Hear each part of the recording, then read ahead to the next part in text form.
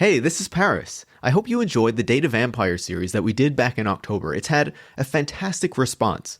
And for that series, I spoke to a bunch of experts, and now we're releasing the full-length versions of those interviews for our supporters over on patreon.com.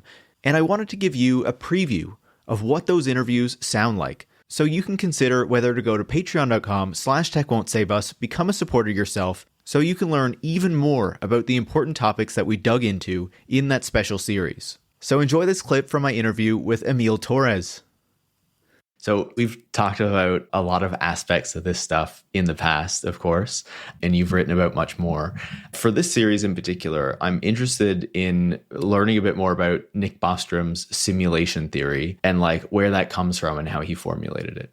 So I think that first of all, it's important to distinguish between what is called the simulation hypothesis and the simulation argument. So there was a paper that was published, I believe, in 2003 by Nick Bostrom that introduced the simulation argument. And the simulation hypothesis is a part of that argument. And the argument essentially says that there are at least one of the three following propositions must be true. Either our species goes extinct, probably in the relative near future, before we create a post-human civilization. Or it's the case that any post-human civilization is for some reason very unlikely to run simulations of its past, which are sometimes called ancestor simulations. The third disjunct is that we almost certainly live in a computer simulation right now. And the reason for that third disjunct is, okay, if we don't go extinct, we survive into the future, we do build this post-human civilization, and there isn't some moral or legal or some other restriction that prevents our future post-human descendants from running these ancestor simulations, then it's very likely that they will run a huge number of them. Consequently, the number of simulated people in the universe could be far greater than the number of non-simulated people. That leads to another question, which is, how do we know that we are not in a simulation right now? Maybe you could say, well, we look around and things just look very real. And Bostrom and others would say, well, actually, these ancestor simulations that our post-human descendants will be running, they will be really high resolution. People in these simulations will not be able to tell that they're in a simulation. The simulated world will be indistinguishable from true reality. They'll have really good graphics processing units in the future. Yes, yeah, the GPUs will be fantastic.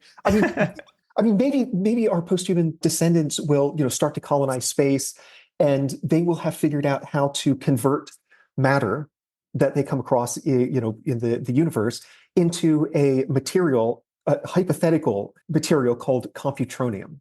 And so that is matter that is optimized to run computations. So it would just be like really, really efficient computers in the future that can then run these massive simulations, a very large number of these massive simulations that are more or less indistinguishable from reality and full of these simulated beings exactly like us, because again, they'd be simulating our past.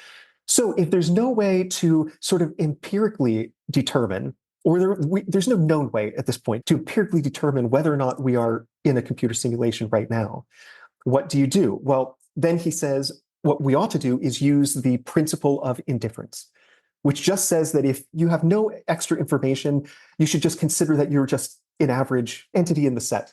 So if you do that, and you remember that there might be way more simulated beings than actual real beings, it follows that we're much more likely to be one of the simulated beings right now than one of the real beings. This is the simulation argument, those three disjuncts. And the simulation hypothesis has to do with that third disjunct, extrapolating technological progress into the future, and then thinking about what the implications of that are, in particular, that we will probably run a very large number of these ancestor simulations, meaning that the population of simulated beings is much greater than the population of non-simulated beings. Apply the principle of indifference, and you get the conclusion that I just mentioned. If you found that clip intriguing, go to patreon.com/techwon'tsaveus, where you can become a supporter, support the work that goes into making the show, and get the full-length version of that interview. Thanks so much.